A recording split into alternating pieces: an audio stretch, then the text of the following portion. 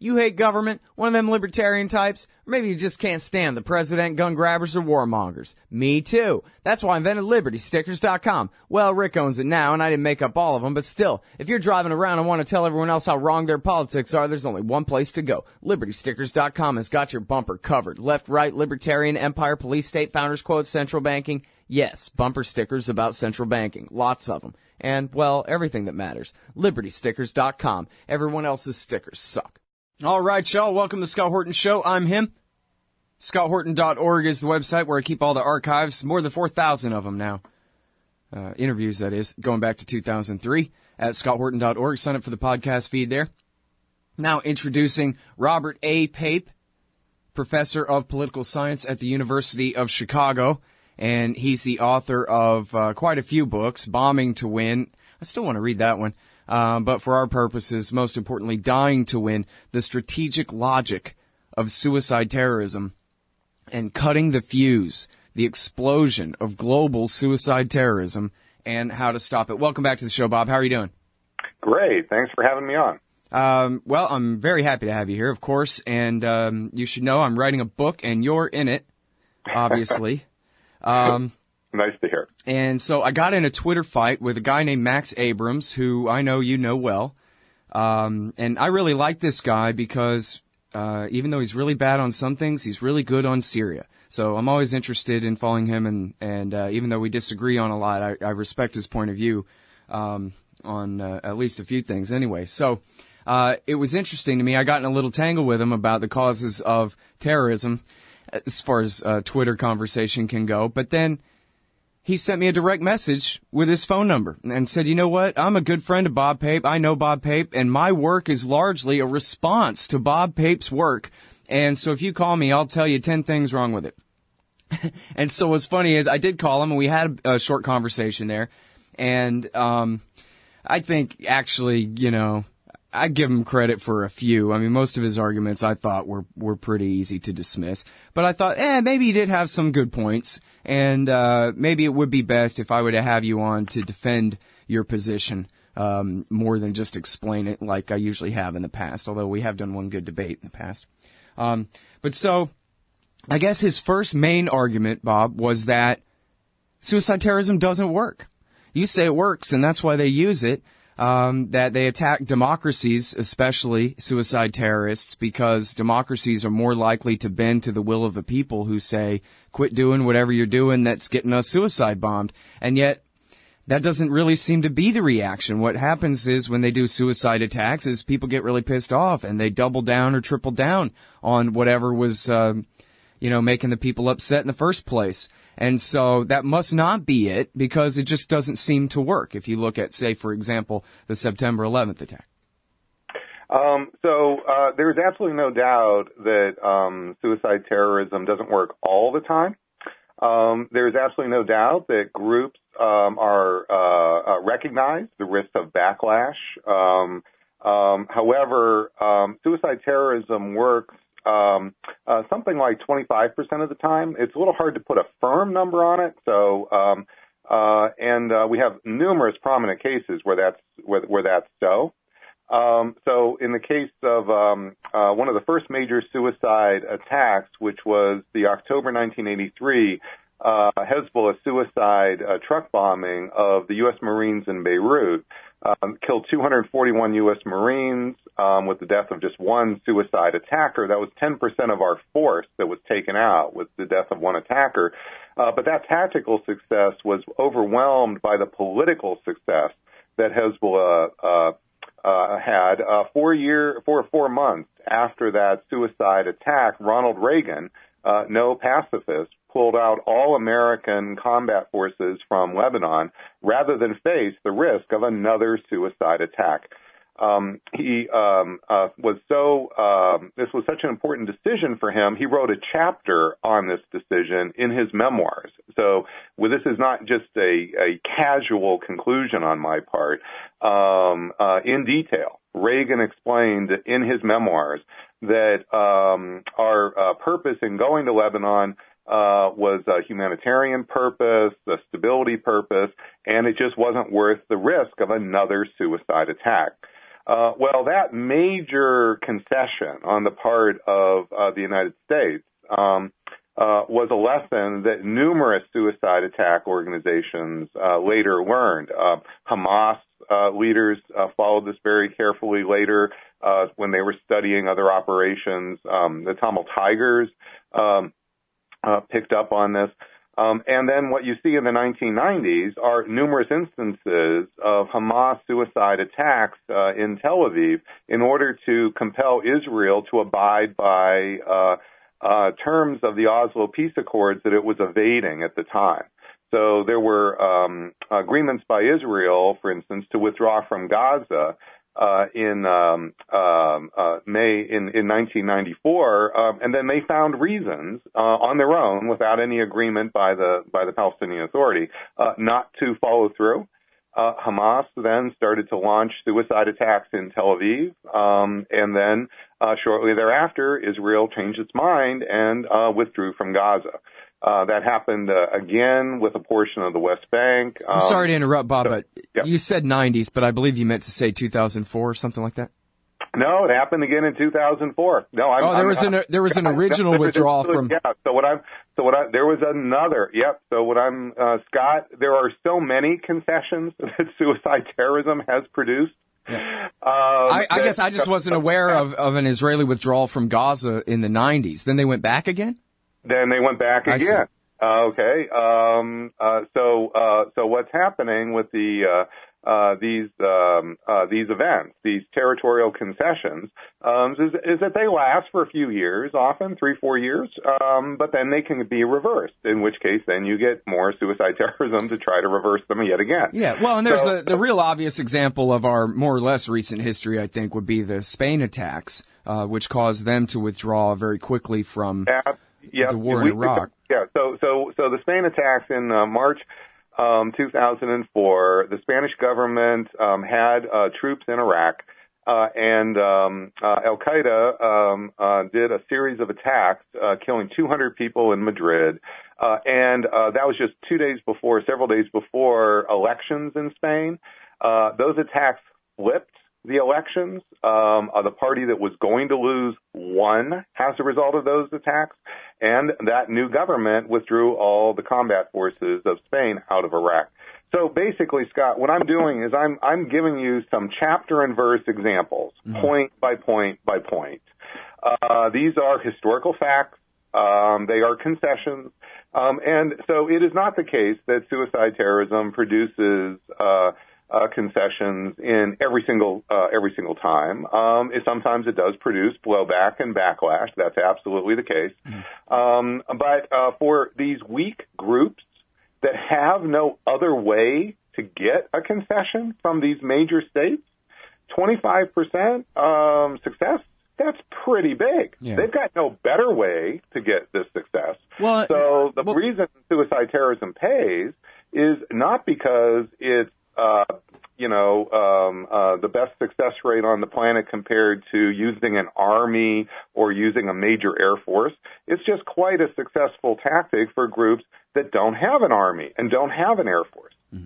Well, listen, I think possibly if you were to say this, people would say, well, you're just being too cute by half and trying to, broaden your definitions or something like that. But I think it's fair to point out that where bin Laden, and I talked about this with Michael Scheuer from the CIA's bin Laden unit. This isn't crunching numbers, social science. This is more direct experience in dealing with it. That it's true that bin Laden himself had cited Beirut and had cited America turning tail to leave from Somalia and said maybe it'll be easy to get them to turn around and run. On the other hand, he also said time and again, over and over and over again, like he was quoting Rambo 3, that his goal was to give us our own Vietnam again, basically, as Bamford puts it, with bin Laden in the role of Ho Chi Minh, give us another Vietnam, just as we had helped them to do to the Soviet Union in the 1980s. In other words, provoke an overreaction and then bleed them to bankruptcy. Anand Gopal actually even has a letter that bin Laden had written to the Taliban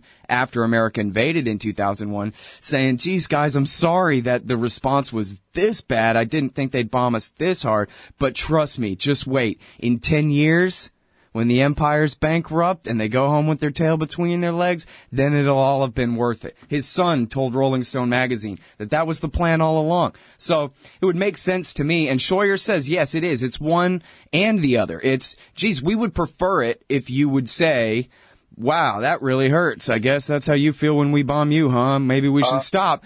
But on the other hand, if you want to, double down, then we welcome that too. But yeah, that's it. Scott, you're exactly right. The doubling down often where the response is we respond with a ground force presence often helps the terrorist groups to recruit still more.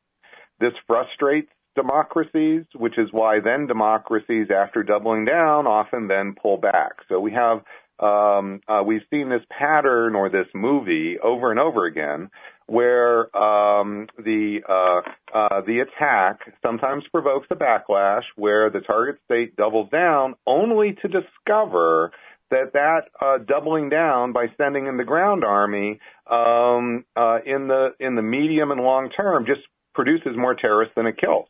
And then that is what terrorist groups are also taking advantage of. But I'd like to say just one thing, because you haven't had a chance to read some of, I realize why, of course, you focus so much on my work on terrorism. But let me just say a word about standards of evidence. So my work before terrorism was all about coercion. That is, getting an actor to produce concessions. That book, Bombing to Win, is all about whether air power can produce concessions on the part of a target state and under what conditions.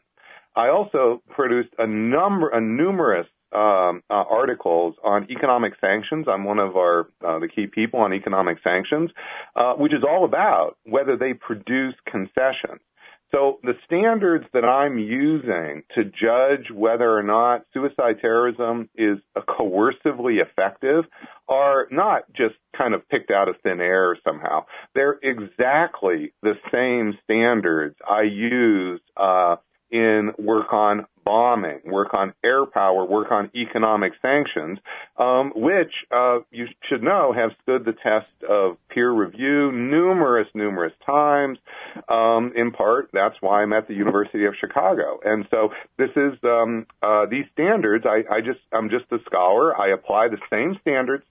In fact, I was shocked myself when I made these discoveries about just how coercively effective suicide terrorism was. It's not as effective as an economic sanction. It's not. I mean, it's not. I don't want to tell you it's as effective, but it is more effective than the conventional wisdom would have you believe. Mm.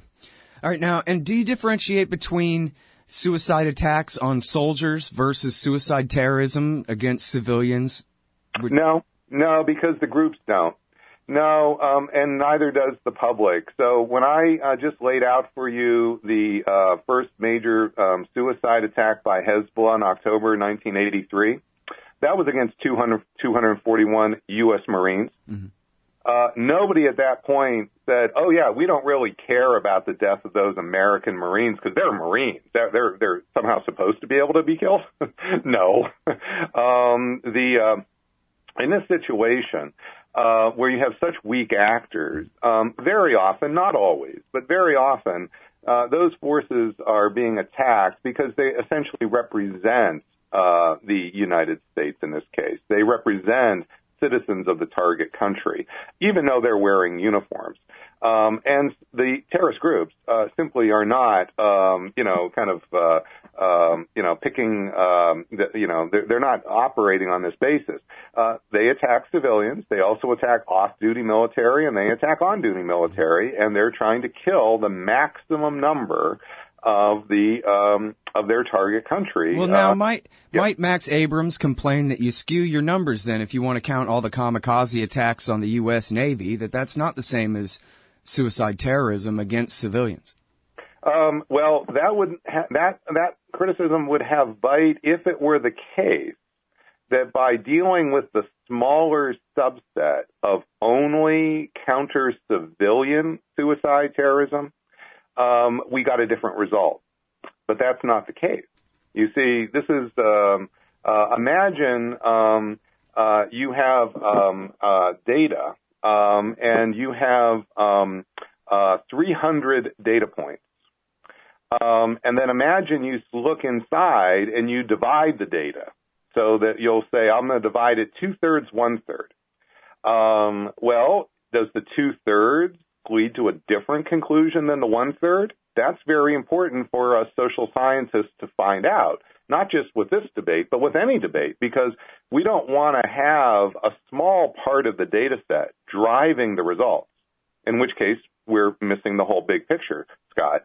So what we do is we call it partitioning the data.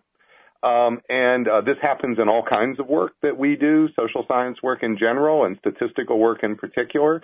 And we want to know, is the data uniformly producing these results, or is it a result of some small subset? And the truth is, the counter-civilian, narrowly understood as purely civilian attacks, produces those concessions. The Israeli attacks, I ticked off for you several Israeli concessions in the 1990s. Hamas was killing civilians on buses in downtown Tel Aviv. These are not attacks on military forts or, military bases. These are attacks in pizza parlors, downtown Tel Aviv, and generally scaring Israeli society quite a lot. And that is producing the same result of the concession. Mm-hmm.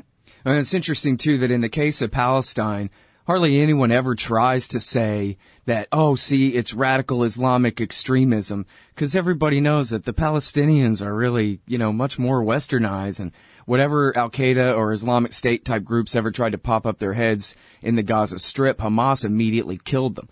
And, they stand for election. They participate in the game. That's why Al-Qaeda hates Hamas so much. And the young people doing the knife attacks on the West Bank right now are clearly not a bunch of young ISIS acolytes. They're clearly fighting over occupation and colonization. Simple as that. They have their own interests. This is a lot like any alliance, Scott, that happens around the world. A lot of states form what they call alliances, but they're really not war-fighting military alliances like the Britain and the United States in World War II.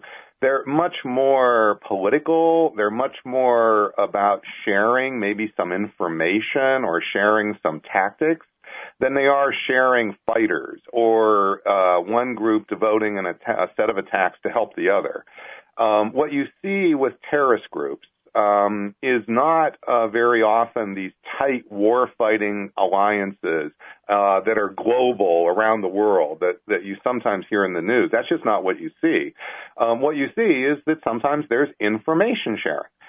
Sometimes a terrorist group in the West Bank will pick up an idea from a terrorist group in Sri Lanka. The first person ever to use a suicide vest, a belt bomb, so to speak, wasn't a Palestinian, although Palestinians were often credited with that. It was actually the Tamil Tigers in Sri Lanka in 1991. They invented it, and they killed Rajiv Gandhi with it. It was one of the most prominent assassinations ever to this day. And other terrorist groups picked up on that. So there can be these linkages, but they're typically not these deep war-fighting alliances the way they're often portrayed. Mm-hmm. And when you bring up the Tamils there, the point being that they're nominally Hindu, Marxist, atheists, with nothing to do with Muhammad whatsoever. And as you write in the book, they're the leaders of suicide terrorism from 1980 to 2003 when something happened in 2003. Right.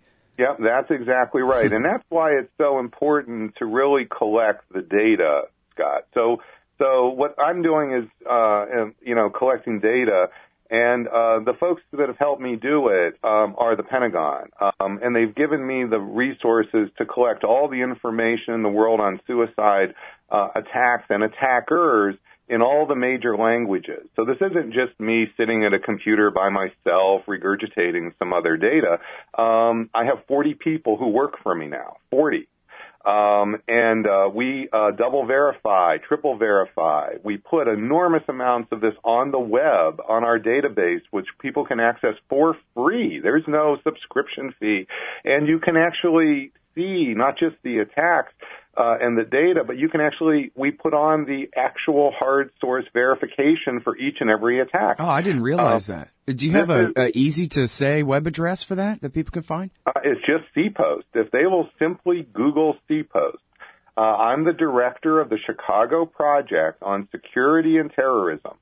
CPOST, CPOST. Great. You go to CPOST, and you'll see you can go right to the suicide attack database. This is a pretty easy-to-use database. I modeled it after the IMF, the International Monetary Fund's database. It was built for me by Argonne National Laboratories. This is not, just, cribbing together or Xeroxing a few things and putting them on the web as a PDF. Right.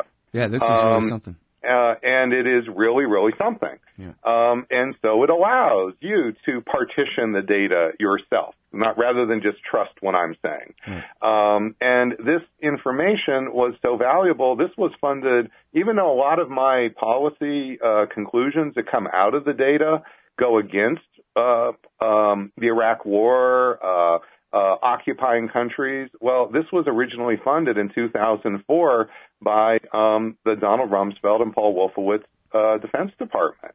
How could that possibly be? Because in 2002 in the fall, I sent Paul Wolfowitz an unpublished study that later was published in the American Political Science Review, the flagship journal in political science, showing that the data showed if we invaded and occupied Iraq, we'd trigger the largest suicide terrorist campaign in modern times. No other terrorism expert was predicting that. They were predicting the opposite because they thought that religion, Islamic fundamentalism, drove suicide terrorism, and Saddam had killed all the Islamic fundamentalists in his country, so we could go in and we wouldn't get any terrorism and certainly no suicide terrorism. But my data showed the opposite. Well, then, lo and behold, year after the invasion, they funded CPOST, which allowed me to start it. And that's how I first hired a research team fluent in all the key native languages, Arabic, Hebrew, Tamil, Russian, to collect, sent people to Cairo, Beirut, Damascus to buy things on the black markets. So this is really quite an extensive amount of research. And then over the years, I gave many, many dozens of talks to our intelligence agencies, NSA. I've been at NSA,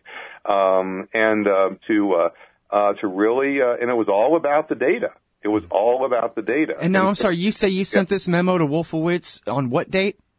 It was in October 2002. Oh. It wasn't a memo. It was hand carried by Andrew Marshall.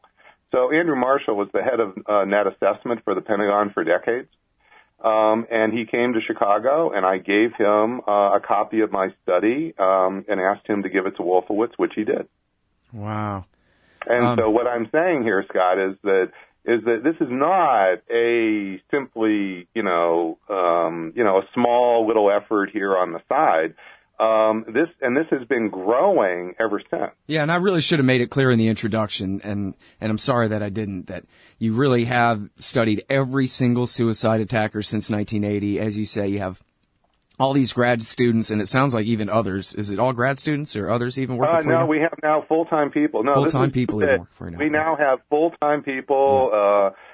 These are full-time professional people. These are people at the top of the dung heap. All right, now let me ask you more tough questions because I know you're short on time here, and I still have a few. Because I've got to go into a meeting with some of those good people. Yeah, well, tell them to hold their horses. Here's the thing, though. Occupations don't always cause suicide terrorism, and even sometimes when it's a very different society occupying the other one.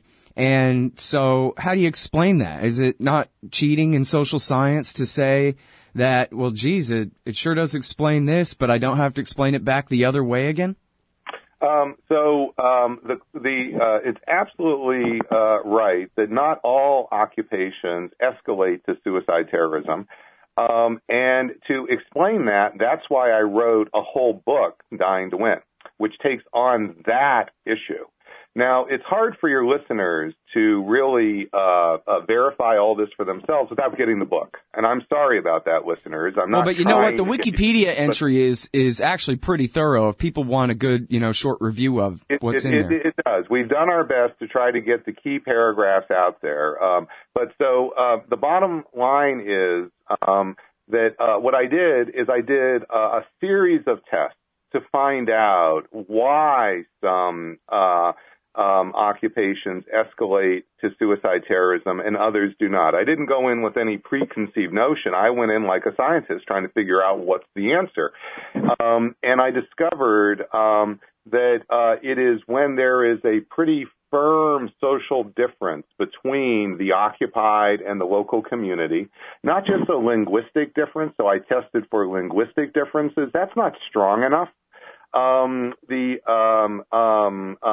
root of suicide terrorism is the fear on the part of the occupied population, not just the leaders, but the population, that the occupier is going to socially and even religiously transform their country. So what about the American Indians? Do we have any suicide campaigns by American Indian tribes against the whites? Well, we have quite a few suicidal, wave attacks.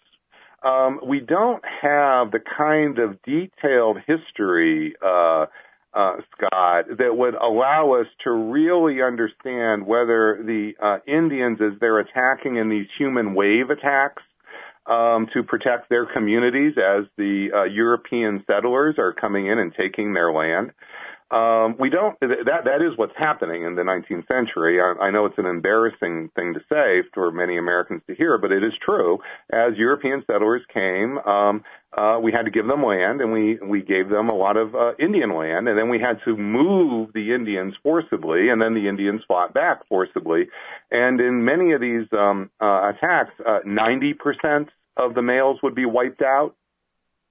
They didn't just wiped out because we didn't just they wiped out because many of them launched these human wave attacks. Well, unfortunately, the Indians, we don't have detailed histories of what was motivating them the way that we have with suicide attack organizations.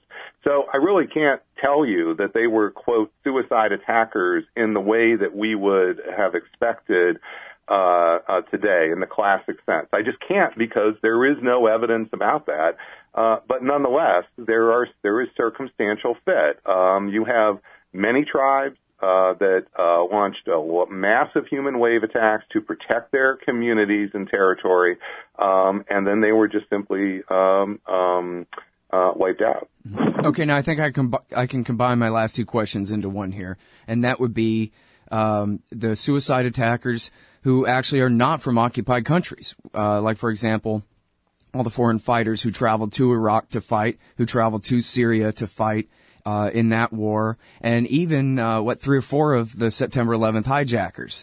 I saw Peter Bergen say that, well, yeah, but one of them was from the UAE, and another was from Lebanon, and another was from Egypt. So how does that count? So in Cutting the Fuse, which is my 2010 book, I write a whole chapter on this. It's chapter 2. So this is something I'm not just a little familiar with, but and I studied. So what most people think is that suicide attackers are overwhelmingly these transnational attackers. It turns out that only a small fraction are. Most are national from the local community under the occupation. But it is true that there are sometimes 10%, sometimes 20% of the attackers are these transnationals, and those are the ones who many people are afraid of. And so I studied what it is about those transnationals, and I made some rather major discoveries that our FBI has been using quite a bit. So this is not just done in a book. This is stuff that I routinely give briefings to our FBI about. So I studied the 9/11 Hamburg cell, which are the groups you're talking about.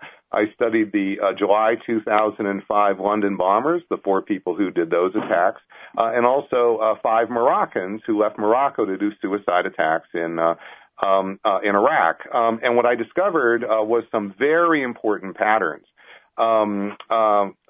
These folks were friends first or family first and terrorists later. They were not, like sort of incubated, so to speak, by some terrorist group in some madrasa or in a mosque. That's not what was happening. And that's very important to know for our FBI, because that's why if you surveil all the mosques, you're never going to discover the folks, for instance. But then what is holding them together is a deep, they are Muslims. They are not all good Muslims, by the way, but they are Muslims. And what's holding them together in these friendship groups is deep anger at the occupations that are happening to their kindred. So there is the way to think about it. The way I think about it is smoking is the number one cause of lung cancer. This is kind of like secondhand smoke. These folks are getting angry. They're getting angry in small little cliques. They're not being deeply brainwashed by terrorist groups. They're basically radicalizing themselves in tiny little cliques. Mm-hmm. Hey, am I cheating if I say that, well, look at the size of the United States of America. Why would we assume that the average Egyptian thinks of the average Palestinian as some kind of alien? Isn't that the same as somebody from Louisiana to a Texan? We're all Americans here, that kind of thing. You got boys from Texas went and fought after an attack on New York and D.C. Why is it different when you have Saudis and Egyptians go and fight in Iraq? For the most part, it is the same, Scott. And that's why, the study that again, Cutting the Fuse, Chapter 2, this is a detailed study. This is not a thin thing to talk about. This is explaining why these transnationals are black swans in a sea of white swans.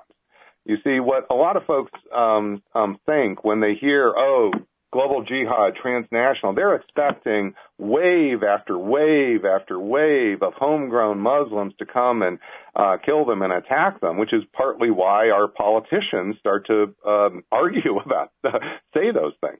But that's not what we experience. Right. We see teeny, tiny numbers of these homegrown, if you would, suicide attackers. And so what we need to explain are why there's a few black swans. See, 1 out of 100 swans are black.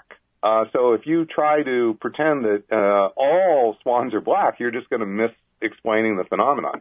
So what I have done is that's why it's important to understand what fraction we're talking about, because explaining a black swan phenomenon is just very different, and that's what my book does.